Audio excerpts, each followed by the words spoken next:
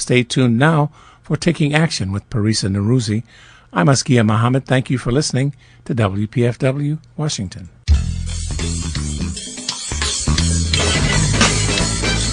If you want to change your situation, you better join an organization. If you want to change your situation. Good afternoon. I'm Parisa Naruzi, and this is Taking Action on WPFW 89.3 FM.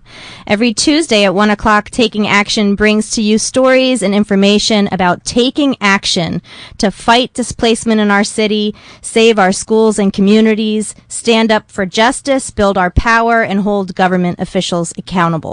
And we welcome your story ideas and feedback. We want to know how your community is taking action.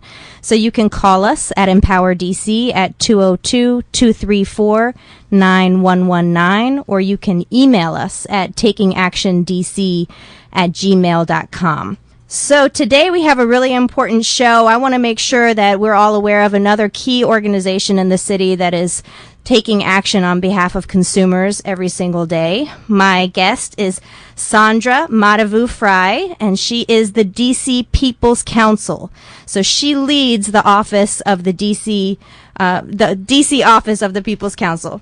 The Office of the People's Counsel has been an independent agency of the district government since 1975, and actually has a history a little beyond that as well, and is the advocate for consumers of natural gas, electric, and telephone services in the district. So some of those utilities that we pay hefty bills to every month, they are watchdogging to make sure that we don't get screwed when they do rate hikes, etc. So Ms. Mattavous Frye was sworn in by the D.C. Council to serve as the People's Counsel in July 2011. She is an experienced litigator, adjudicator, and professional manager of personnel, government ops, and budgets. And she has served in numerous capacities in the Office of the People's Counsel, including as Deputy People's Counsel for over 15 years prior to her appointment. So she has a great history and certainly is an expert in this area. And we're really, thank you so much for joining us today. Well, thank you, Parisa, for having us. I'm looking forward to having a conversation with you and your listeners. OPC's, so just to give you some background and explanation of who we are and what we do, our sole role is to zealously advocate on behalf of DC utility consumers in any area where those interests are affected. What that means in very simple or practical terms is that we intervene in proceedings before the Public Service Commission. Now, the Public Service Commission is the regulatory body that actually regulates utility services. Utilities, as you know, are monopolies, and they cannot increase their rates or change their service without being authorized by the Public Service Commission. And that takes the place of either formal cases, which is really like a trial-like situation, or in rulemaking proceedings, where the parties write comments and, address the issues before the commission. We also testify before the City Council, where the City Council has issues that may affect utility consumers. We also have the authority to appear before federal agencies, such as the Federal Energy Regulatory Commission and the FCC. In addition, we have a separate, but it's equally important, mandate to educate and inform consumers about issues that affect their service, and to disseminate information. Usually we do that in the way of fact sheets on particular issues. And we also provide technical assistance to consumers who may want to intervene in a particular proceeding but don't have the expertise or the information.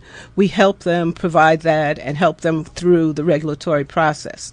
And then another major issue is our ability to represent individual consumers in utility disputes. Wow. So individuals that have problems with their utilities, sometimes a pending disconnection or establishing a payment plan or other service-related issues, wires hanging, the service is not really working, things of that nature. We can actually intervene on their behalf and represent them before the utility. And we're usually very, very successful in resolving those types of disputes. Wow, that's a broad breadth of service that you guys provide, that both the oversight level and as well as that individual assistance that I bet a lot of people in the city weren't quite aware of that role that you guys play.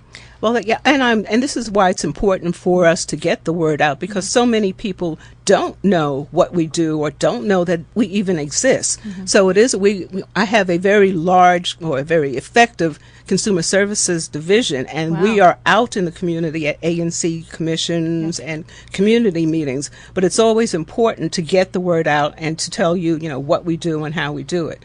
One thing that I did want to share is that in addition to the law, the legal mandate that I have, as People's Counsel, I have established a platform, and I am committed to, certain things. And those are, one, community and consumer empowerment. Consumers really have to have a voice at the table. Their voices, their concerns must be raised before the policy and decision makers. In addition, rates have to be affordable. What we're talking about with utility service are, essential commodities. This is not something that you can have or not have. You have to have electricity. You have to have gas. And those rates need to be affordable by everyone, not just those people that live in wards 3 or wards, some of the more affluent wards, but all of the wards of the city. In addition, we need reliable service. When you turn on the switch, the power should come on. And it has to be, a wave of the future in an energy efficient and sustainable environment. Those are the 4 things that I am committed to doing.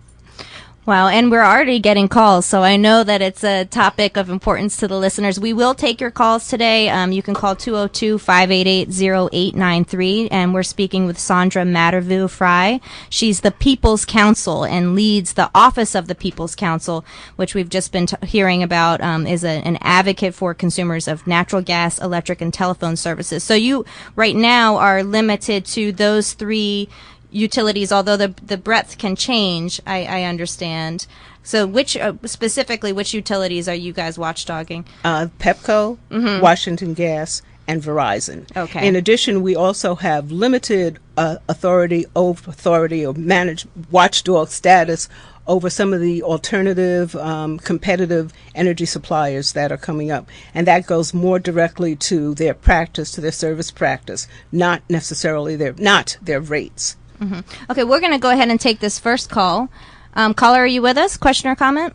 Yes, this is Michelle. Is this Hi, me? Michelle. Yeah, how are you? Hi, I'm fine, Parissa, and thank you so much. And first, I want to offer my congratulations to your guest for her ascendancy to the chair. I don't even know what the title is. The head of the Office of the People's Counsel. She is the People's Counsel. That's her title. All yes. right. Thank you, Michelle. You're welcome.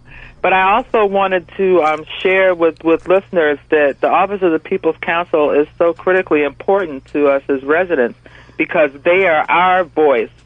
They watchdog and represent our interests, and we should take advantage of this tremendous service. I mean, we were actually able to get some assistance from Office of the People's Counsel because one of the alternative energy electricity suppliers, they kept changing our rate. And so I was watching the rate, and when I saw that the bill was all of a sudden like the rate, it was going higher, I called to complain, and they said, oh, yes, well, that's because of the kind of plan you're on. It automatically goes back to the higher rate after 6 months. Did you want the lower rate? Of course. Yeah, duh. So I said, well, of course, but it was month after month, and it wasn't changing. So I wrote a complaint, and I said, I'm only sending the amount that Pepco is charging. I'm not paying your rate because you promised us a lower rate. And from what I can see for this bill, it cost us $100 more. Anyway, Mr. Lawrence Jones of your office responded to my call, and he asked for more information, and he contacted them. And as a result, we got a refund of $243. For a 2-month period, which was not expected, but was certainly welcomed. Wow. And I really want to thank the Office of the People's Counsel for making that happen. And that agency called me later to tell me that I could get a great deal if I signed up with them again. But but what I found out from Mr. Jones is that you all were pursuing a number of these companies who are making these promises to us and then not following through, and we're paying the difference. and I feel like, we're being put like in this cat and mouse game between them and Pepco, where they say, well, only Pepco can change the rates, and Pepco says, oh, no, we're not in charge of what they charge, but nobody will do anything. But the Office of the People's Counsel made something happen. So I just That's want a to let great people story. know that they take action. That's a great story, Michelle. I really appreciate you sharing that, and that points to the effectiveness of your agency. Did you want to say anything additional about that? Oh, well, thank you, Michelle. And there are 2 points that I wanted to make.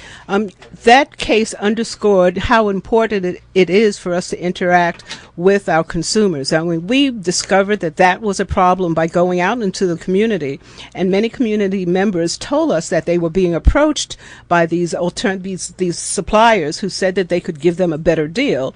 And when they signed on, usually, and sometimes with really bad business practices, sort of an intimidation and coercement, preying on seniors, we actually filed a petition with the commission on behalf of consumers, and we had 21 consumers that testified at a public hearing.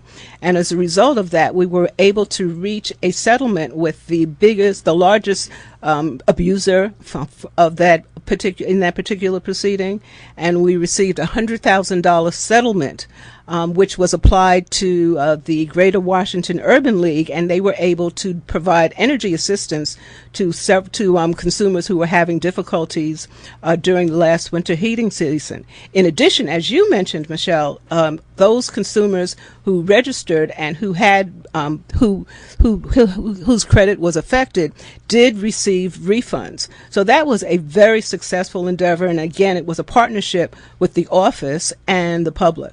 So again, thank you for participating, and thank you for calling in. Yeah, that's a great success story. I was actually going to ask you, you've been with the office for many years, so what are some of the biggest issues you guys have had to deal with, including the one that you just talked about, and any other notable successes that you wanted to share with the listeners? We have had, as you're right, I have been with the office much of my career, and I've had the fortune to work with 3 of the 4 previous People's Counsels. And it's interesting because during my tenure, I have actually seen a virtual sea change in regulation. We've gone from divestiture of the telephone company to deregulation and restructuring of the electric and energy companies, to the emergence of these alternative energy suppliers, as we were just discussing. And in addition, and this is a beneficial thing, just the emergence of the renewable energy markets and a more of a reliance on solar energy. So there have been many changes, and in fact, I would say that you wouldn't recognize the utilities, the 15 years ago compared with today. In terms of success, in terms of really big cases, of course, we had divestiture. We also had deregulation, where the company was, where Pepco sold off its generation plants, and it was no longer providing, all 3, no longer providing generation and distribution and transmission. It broke that up, and that became competitive. We've also had, I guess, in terms of, if I could just highlight some of the big cases that we've had, I would say the UCBOR, which is the Utility Consumer Bill of Rights, and that was enacted early on, 1978, 76, and what that provides, we were one of the first jurisdictions to actually provide codified rules and regulations that provided consumer entitlements and consumer protections. Basically, it told, what the companies could do and what they couldn't do in terms of providing utility service. Another big case was the Morant settlement, and that too went back to when Pepco sold its plants. It sold it to a Morant company who later filed for bankruptcy. And one of the things that they wanted to do was to reject a portion of the agreement that they had made originally. And that would have cost consumers $200 million. And we were successful in preventing that and helping to prevent that. Well, I know you guys are dealing with a really big issue right now, which is the Pepco undergrounding project. And I want to make sure we get some information out about that before we take the next call. I think we have a caller on the line. But this refers literally to placing key elements of the electricity electricity system underground, and I guess this was raised as an issue to improve the reliability of services, particularly after we had some severe storms that resulted in outages lasting as long as a week in some communities. So this is $1 billion proposal, essentially, rounded off, right? $1 billion, not that all of that comes at the cost of the taxpayers, but what is this undergrounding proposal, and what is your office really concerned about with regard to it? Okay. The undergrounding proposal is a major proceeding that we are involved in, and it came into effect with the passage of the Electric Company Infrastructure Improvement Act of 2013. I know that's a mouthful, but the act implemented the recommendations of a task force that was convened by Mayor Gray to address, as you mentioned, reliability issues and resiliency resulting from, following a series of storms in August of 2012. And the task force itself was unique because it consisted of 18 members, both in the private and public sector. The D.C. Administrator's Office, the D.C. Government's Office, OPC, the PSC, PEPCO, obviously, and 2 consumer representatives, as well as some other agencies and entities. One of the things that I wanted to emphasize is that my focus and my role in that process was to ensure reliability and affordable costs. That is to make sure that DC consumers received reliable service at a reasonable and affordable cost. And I personally participated as a member to advocate just that. And it's interesting because this was an issue that had been a problem or an issue for over 15 years. And we had petitioned, OPC had petitioned the PSC. We had, testified before Counsel. There were numerous studies that showed that, this was a problem and that problem could be solved, but there was no resolution. Part of the problem was the regulatory process itself, didn't lend itself to sort of a new way of thinking or tying in, different aspects or different, pulling together different entities. So the task force represented this possibility where we weren't in an adversarial relationship or situation, but rather trying to come up with a viable solution. And that was the result. My office, as a matter of fact, prior to that, conducted an independent survey, and it indicated that the public was interested in undergrounding. The only impediment was the cost. I see. So, is the electricity system outdated, and is this about bringing it up to date? Well, the electric system, the public electric system, which includes, the wires and the transformers and all of the related equipment, is over 100 years old. Now, the undergrounding plan will result in an increased reliability. But there really have to look, and you have to go back to the 2 types of outages. First, most of the PEPCO for the last decade has performed at the lower quartile of reliability compared to other utilities in the country. And that reason was, one, primarily for equipment failure and storm-related outages. Equipment failure is usually related to sort of the blue sky, what we call blue sky outages, and that's when the service goes out for no explainable reason. Usually those are short and the affected community is smaller. The storm-related outages, however, are devastating, and they impact a large geographic area because it's caused by damage generally to the poles and the trees. The trees fall on the poles are down for a wide area. Yes. And that's the problem. So the undergrounding project is going to address the storm-related outages. And go ahead. So tell us about the proposal, because I know there was selected areas of the city and all of that. Well, the project will place 60 of PEPCO's worst-performing overhead feeders underground. The construction will take place over a 7 to 10 year period at a cost of about $1 billion, about $937 million. The parties, which will be PEPCO and the DC Department of Transportation, will file a triennial plan every 3 years, which will detail the proposed construction for that 3-year period. And it will be the wards that have been selected for undergrounding are wards 3, 5, 4, 7, and 8. And those are the areas that are most affected by the storms. DDOT will be responsible for the civil engineering, that's the sort of the excavation, the street resurfacing, and PEPCO will design the project and will also install the electrical cables and conduits. Now, funds for the financing of the plan will come from two sources. $500 million of the $1 billion will come from PEPCO through its regular rate-making process, and then the district will provide $375 million in funds from a securitized bond, and another $62 million in DDOT capital improvement funds.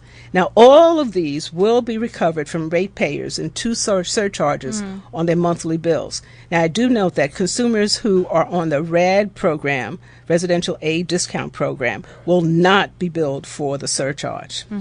And do you know what the surcharge is going to be?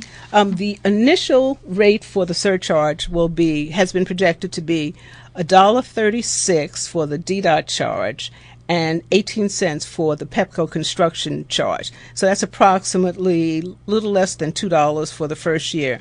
And it goes up for the first 3 years. I think the maximum is about $250 total. We're talking about per month? Yes, per month for the average electric customer who uses about 750 kilowatt hours per month. Okay, and in that ratepayer spectrum then, are the individual households and businesses or large companies treated any differently? Yes, it's based upon the cost allocation approved by the Commission, and each under the Commission's regulation, as we talked about earlier, consumers, there are classes of customers, residential classes, government classes, and business classes, and they all pay a different portion of the total revenue requirement of the company. So the rates will be different for each of those customer classes.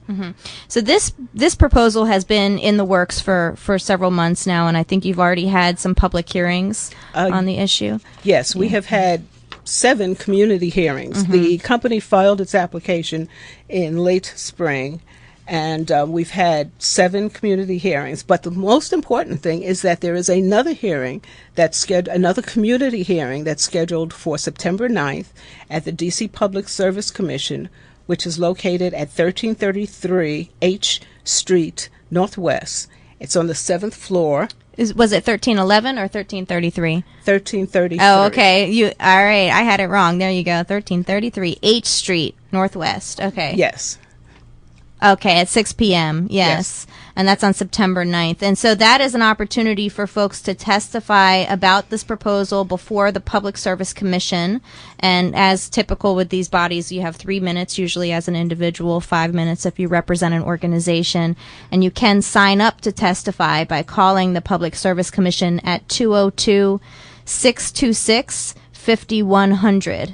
Again, that's 202-626-5100. And generally, if you don't get a chance to sign up in advance, but you show up the day of and sign in, you typically are afforded an opportunity to speak as well. The Commission always allows consumers to speak if they come and indicate an interest in speaking, even if they have not signed up previously.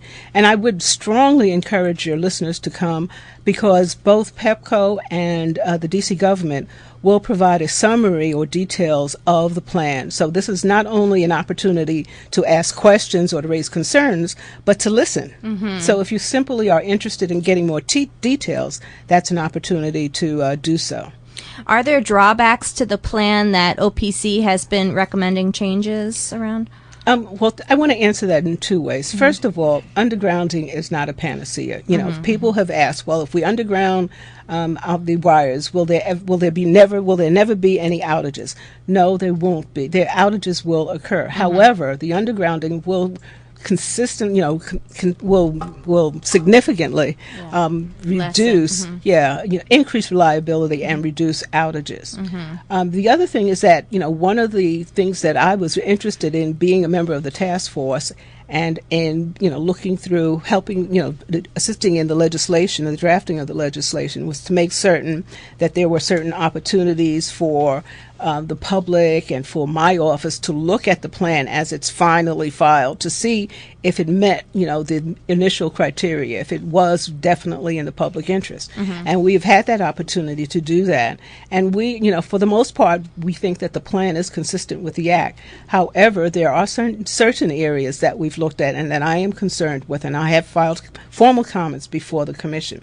The three primary areas that I looked at are cost containment, again, making certain that this is the lowest possible way of moving forward, making certain that there's project coordination, particularly since you're dealing with two separate entities, DDOT and PEPCO, making certain that they are coordinating their activities, and then making certain that the communication plan is transparent and that it's easy to understand and that the public has an opportunity to address some of the concerns that they have. If you're just tuning in, my guest is Sandra Mattavous Frye. She is the D.C. People's Counsel. She leads the Office of the People's Counsel, which is D.C.'s advocate for consumers of gas, electric, and telephone services in the district. And we were just talking about the $1 billion PEPCO undergrounding project that's coming to a head here.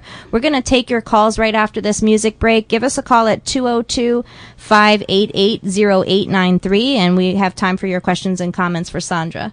This is Taking Action on WPFW 89.3. I'm your host, Parisa Norouzi, and with me in the studio is Sandra Mattavous Frye, and she is the D.C. People's Counsel. She leads the Office of the People's Counsel, which is our advocate for consumers of gas, electric, and telephone services in the district. And before the break, we were talking about the $1 billion PEPCO undergrounding plan, which is coming to a head, and there's a hearing coming up September 9th for folks who are interested. We do have time to take some calls if you have any questions for the Office of the People's Counsel about the services they provide to both individual consumers as well as through advocacy. You can reach us at 202-588-0893. So Sandra, before the break, we were talking about undergrounding, and I was wondering, so some folks have advocated for undergrounding because of aesthetics. But the telephone poles would still exist in this case, right? Because they carry other lines. Is that right? Yes, that's correct. And I have to issue a disclaimer. My focus was not on aesthetics. As I emphasized, my focus was on reliability, making certain that the service stayed on, and cost, that it was at a reasonable and affordable cost. As an added benefit, there is the aesthetics of not having as many poles as we previously had. But as you pointed out, some of the poles will remain. What we've done is, what the project plans to do will be to underground the primary and the lateral poles, which means those are the main poles that are usually in the main streets, and then those that connect to those. The service lines to the individual houses will remain, so those poles will still be there, as well as some of the poles that now currently hold communication devices. So those telephone poles, or the poles that hold telephone services, will also remain. And what type of disruption can consumers, be prepared for as this plan moves forward? Well, that was another issue that the task force recommended and that the plan itself takes into account. One of the main issues, of course, is to make certain that there was not unnecessary disruption, so that when we looked at the 60 feeders, if they had gone through and identified, the feeders by level of performance, you may have had situations where 2 or 3 feeders in one community in one ward were priority. But what the plan does was to spread it out so that the feeders are, at least one feeder in each ward is done. That's less disruptive, so you don't have that much going on at the same time. It's also an attempt to coordinate with the other utilities that are doing excavation and work, so that there's not that much disruption. And then that goes back to the communication plan that we talked about, making certain that it's transparent, making certain that it's very detailed and that consumers have a contact person. The office is recommending that there be a 24/7 person that you can call, so that consumers can reach someone if there's an emergency or if there's a crisis, when there's some liability or something is going wrong. So the whole idea of having a communication plan that consumers can actually reach out and know what's going on beforehand, making certain that there's prior notice when construction is going to take place, at least 72 hours before the actual construction plan starts, and that there are door hangers in various languages. Recognizing that this is a diverse community now, we need to make certain that the door hangers are in other languages. Absolutely. So how this is not going to happen in every neighborhood or on every street. So how can people find out if their neighborhood is on the list? Okay, we can. The actual plan is posted both at the Public Service Commission's on the Public Service Commission's website and OPC's website, where you can reach us at www.opc-dc.gov. Okay, great. opc-dc.gov. Yes, so the maps are there. Okay. And you can see for each ward, and you can see exactly where the proposed lines will be placed. Okay, great. So for those of you listening who've had outage problems, you might want to check out and see where on the schedule. I'm assuming if you've had major outage problems, your neighborhood is probably on the list. So check out what the schedule is for that. So in addition, there's, again, the hearing September 9th at 6 p.m. at the Public Service Commission. That's an opportunity for folks to hear about the plan and then give comment or testimony. Are there other ways that residents can help shape the plan or share the views? Is this the last hearing? This is the last hearing. So this is the final opportunity to actually appear before the commission. However, the record is open, and they can file comments. They can send emails addressing to the commission, addressing their concerns. And if they want assistance with that, please call my office, and we can provide technical assistance to sort of walk them through the process. Great. And what's the number to call for your office? 202-727-3071. Okay, and we'll give that information out again. We have a caller on the line. Caller, do you have a question or comment? Yes, I do. I noticed that the director addressed all of the utilities except for DC Water, and I'm wondering if her office was involved in the negotiations in this payer project that's going on now with DC Water. Sandra? No, we are not. We do not, neither the Office of People's Counsel nor the Public Service Commission has any authority over DC Water. They are an independent agency, and they do not come under our purview. So we were not involved with their negotiations at all. I'm sure you get that question a lot. We do get that question, and over the years, there have been a number of inquiries as to whether or not OPC, and I assume the commission, could have some involvement in that, but that would require legislation that's not in effect, and so we don't have a role in it. And I guess it would require legislation not just from the district council, but because the DC Water is a regional body, is that right? So yes. I guess it would require legislation in several jurisdictions. Yeah. Okay. Thanks for that call. You talked at the beginning of the show about some of the other service and assistance that OPC provides to consumers. You talked about some of the individual cases where you're able to actually intervene on behalf of consumers who are having an issue with a utility. Can you just kind of run through that again for those who might have missed it at the top? What are some of the specific ways that you assist individual consumers who may be, getting cut off unnecessarily or overcharged, etc.? Okay, yes. The office has a consumer services division, and that division is charged with representing consumers with their utility disputes. And what a consumer who is having a problem should do is to call the office and ask to speak with one of the consumer service representatives. I would suggest, and it's important to call as soon as possible, preferably before there is a disconnection or a problem or you're trying to enter into a payment plan. It's much easier for us to help if the service itself hasn't been disconnected. I see. Okay, great. And you guys are dealing with, as you mentioned at the beginning, regulated monopolies. So these are corporations that have a monopoly. I mean, they're usually the major player in the arena, if not the only player in the arena. They have a lot of power. They probably have a lot of political power too. And some of us, are more aware than others that the district council, like any other government agency, is constantly lobbied. PEPCO and other utilities have lobbyists that they pay that are at the DC Council. They also, are able to give campaign contributions, which sometimes influences the decision making of elected officials or otherwise influence decisions of policymakers. So, have you observed a high level of that interference on behalf of utilities? Are you aware of this constant lobbying that's going on, and you're kind of having to be the consumer's voice to counteract some of that influence? Well, there's two answers to that question. First of all, we're always in the David and Goliath scenario where we are, up against these well-financed, well-resourced utilities. It would be naive for me to say that these utilities don't lobby and don't try and influence an outcome.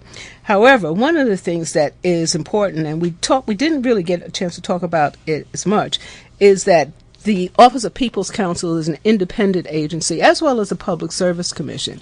And we are not subject to lobbyists, which means that the decisions have to be made on the public record by the evidence that comes before them. So that insulates the Office of People's Counsel and the PSC from that type of lobbying. The lobbying, obviously lobbyists have to register, as well as campaign contributions have to be public. So that's there. I don't know exactly what they do or when they do it or how they do it, but we know that it happens. But the one thing that is really, really important, and to me it underscores, the power of the people, to use an old phrase, is that it's the public, the public concern, getting out and voting, getting out and participating in the regulatory process that really are the drivers. We, the people, have the power to change things. And, the lobbyists can do what they want to do, but it's the people that vote. It's the people that, come to these hearings and influence the the Public Service Commission, become part of the record. And that's the basis for which, legitimate legal decisions are made. Yeah, we agree with that. I mean, our ability to influence everything when organized, we have more power than any of these entities. And that's why it's so important that folks even know about the services that you guys provide, the fact that your organization exists and can get in touch with you and utilize those services and, hear more about what you do. What's the best way for listeners to get in touch with the Office of the People's Counsel? Again, to call us at 202-727-3071. Parisa, if I have 1 minute, please. One of the things that I did want to underscore is that the OPC is an independent agency. Yes. And that independence is twofold. One, it means that we're not a subordinate office of the executive. But aside from that, because that's just the organizational structure, the office itself was created by Congress to fill a void. And it was specifically, created because the Congress recognized that there needed to be an independent voice of the people. And the word, if you read the legislative history of the act, you can see that Congress was very, very strong, that there needed to be, this independent agency that had, and I'm quoting, close public vigilance of the utility industries and a requirement to balance competing public interests in the regulatory process. And the Congress found that the Commission couldn't serve simultaneously as the vigorous defender of local consumer interests, and that was left to the office. And again, quoting from the Congress, they said, in order to fully function, the People's Counsel must be independent. So that is the mandate, and that's the basis for, OPC's existence.